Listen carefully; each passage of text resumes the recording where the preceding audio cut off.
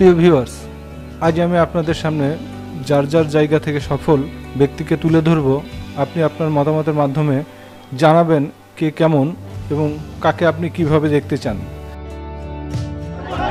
প্রথমে স্মরণ করছি 1000 বছরের শ্রেষ্ঠ বাঙালি জাতির জনক বঙ্গবন্ধু শেখ মুজিবুর রহমান। স্মরণ করছি 30 লক্ষ শহীদ মুক্তিযোদ্ধা। এখানে আমার সাথে স্টেজে আছে 2 জন মুক্তিযোদ্ধা, এখানে আছেন, আমার সাথে দেখা হয়েছে। এখানে এসে আসলে কি বলবো, প্রথম কথাই বলতে হয় বীরশ্রেষ্ঠ শহীদ ল্যান্স নাইক মোহাম্মদ, ওনার সন্তান এখানে আছেন। আপনারা জানেন ওনার স্ত্রী কয়েকদিন আগেই মারা গিয়েছেন। মাননীয় প্রধানমন্ত্রীকে জানানোর সময় উনি অসুস্থ ছিলেন। মাননীয় প্রধানমন্ত্রীকে জানানোর সাথে সাথেই আধা ঘন্টার ভেতরে যে দেখা করতে গিয়েছিলেন মাননীয় প্রধানমন্ত্রী, এবং উনি বাইরে পাঠাতে চেয়েছিলেন, কিন্তু ওনার শারীরিক অবস্থা এমন ছিল, ডক্টররা আসলে বলেছিল এখন জার্নি করার কোনো সুযোগ নাই। তো এই জন্য ওনাকে বাইরে পাঠানো যায়নি। তো ওই রাত্রেই উনি ইন্তেকাল করেন।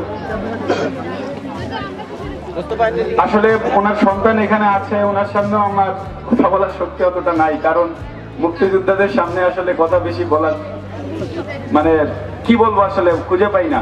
তারপরেও বলছি যে মাননীয় প্রধানমন্ত্রী নৌকা প্রতীক দিয়ে আপনাদের মাঝে পাঠিয়েছে। প্রিয় ভিউয়ার্স, মাশরাফিকে আপনি কি হিসেবে দেখতে চান? আপনার নেতা, আপনার হিরো, আপনার এমপি, আপনার সেবক? আপনি আপনার মতামতটি কমেন্ট বক্সে লিখে জানান। আজকে আপনাদের উপস্থিতি দেখে অত্যন্ত আনন্দিত। ভালো আছেন তো? আমার জন্য দোয়া করতেছেন তো? আম্মারা আপনার জন্য দোয়া করতেছেন তো? আপনারা তো আম্মা না, আপনারা তো আব্বা চাচারা হবেন, ভাই বোনরা হবেন, আমার মুক্তিযোদ্ধা মুরব্বীরা হবেন, যাদের জন্য আজকে এইখানে এসে বাংলা কথা বলতেছি, স্বাধীন দেশে স্বাধীন নাগরিক হিসাবে দাঁড়ায় আছি। সবার সভাপতি সহ আওয়ামী লীগ নেতৃবৃন্দ এবং সহযোগী সংগঠনের ভাই বোনেরা, ছাত্রছাত্রীরা, মারা বাবারা যারা আছেন, সবাইকে আসসালামু আলাইকুম।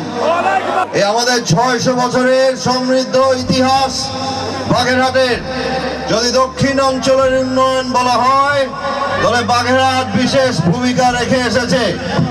আজকে আমাকে এখানে আমাদের মাননীয় প্রধানমন্ত্রী জননেত্রী শেখ হাসিনা বাংলাদেশ আওয়ামী লীগের প্রার্থী করে আপনাদের কাছে পাঠিয়েছে। প্রিয় ভিউয়ার্স, শেখ তন্ময়কে আপনি কি হিসাবে দেখতে চান? আপনার হিরো, আপনার নেতা, আপনার এমপি, আপনার সেবক? আপনি আপনার মতামতটি কমেন্ট বক্সে লিখে জানান। কিসের প্রশাসন? এই পুলিশ আমার আপনার ট্যাক্সের টাকায় চলে, আর আমার আপনার টাকায় যারা চলে তাদের দিয়া ভয় দেয় আর পেন্ডিং মামলা দেবে, আমার নেতা কর্মী ধরবে। আপনাদের কাছে জানতে চাই, 4.5 বছর দাদন ফকিরে দিয়ে আপনাদের রক্ত চুষা খাইছে, এখন আবার চেষ্টা করতেছে পুলিশ দিয়া আপনাদের রক্ত চুষা খাইতে।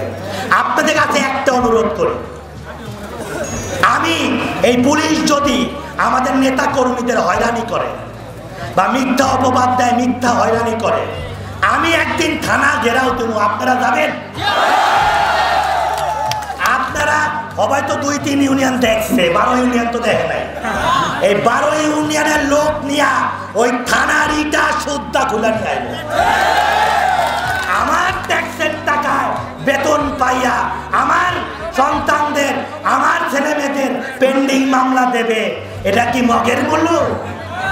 তাই প্রস্তুত থাকে, যদি কোনো অন্যায় হয় 3 থানার জনগণ নিয়ে ওই ভাঙ্গা থানার ইটা সুদ্ধা খুলে নিয়ে আসবো ইনশাআল্লাহ। আমি সাবধান করতেছি প্রশাসনকে, আমরা স্বাধীন দেশের নাগরিক, আমাদের রাজনীতি করতে দেন।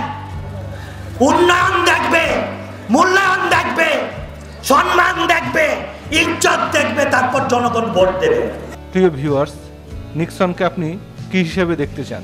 আপনার হিরো, আপনার এমপি, আপনার নেতা, আপনার সেবক? আপনি আপনার মতামতটি কমেন্ট বক্সে লিখে জানান। এই সরকার পরে তাদের অধীনে নির্বাচন করেছে, বাংলাদেশের পাগল বিশ্বাস করে না।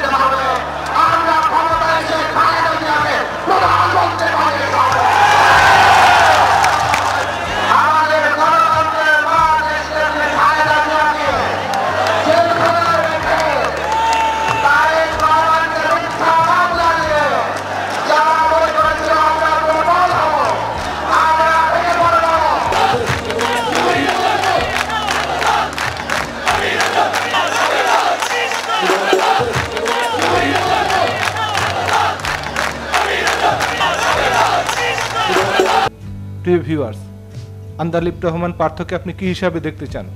আপনার এমপি, আপনার নেতা, আপনার হিরো, আপনার সেবক?